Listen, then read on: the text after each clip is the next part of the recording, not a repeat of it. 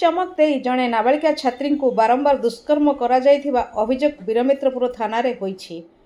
अभियुक्त यार वीडियो चित्र उत्तोलन करी भाइराल करिवार भय देखाई 10 लाख टंका दाबी करिथिला। छात्री परिवार विभिन्न समय 5 लाख टंका सुनागहना अभियुक्त को देइथिबा जणा पड़िछि। एपरि लज्जाजनक घटना वीरमित्रपुर थाना अंचल रे घटिछि। ए संपर्क में शुक्रवार दिन वीरमित्रपुर थाना रे अभियोग होईछि। अभियुक्त टंका और गहना फेराऊ नाहांती कि वीडियो मध्य नष्ट करू नाहांती बोली अभियोग पत्र रे उल्लेख रहिछि। पुलिस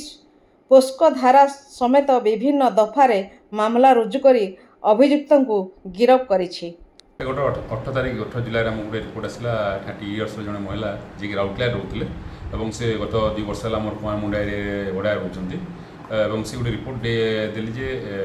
आगु जड़े घर जी पूजा पाठ करते से आणिक ये रखी कुआमुंडा भड़ा नहीं रखी से गत वर्ष 2024 मसीह जी घर को प्राय जावास करते झील को ट्यूशन आना करते से राउरकेलू कुआमुंडा को आने समय गोटे होटेल पछुआड़े से जो नाबालिक झी अच्छी दुष्कर्म कर तार वीडियो क्लिप करके निज दुष्कर्म कर बारंबार धमक दौरान से बहुत पैसा मागुले किसी पैसा सुनागणा किसी नहीं वीडियो रखी उत्तोलन कर रखी गोटे रिपोर्ट आसला और नहीं आम गोटे वीरमित्रपुर थाना गोटे केस रजिस्टर करूँ केस नंबर 324/25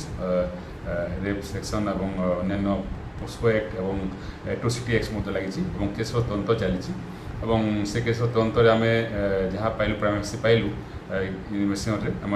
जो एक्यूज अच्छा इंद्रमणि सामल आम आनीचु और पचरा कलु से बर्तमान सीएससी आम कुआमुंडा सुपरभाइजर अच्छा से केस तदंत काली आम साइंटिफिक टीम आसते और साइंटिफिक टीम घटनास्थल परिदर्शन कर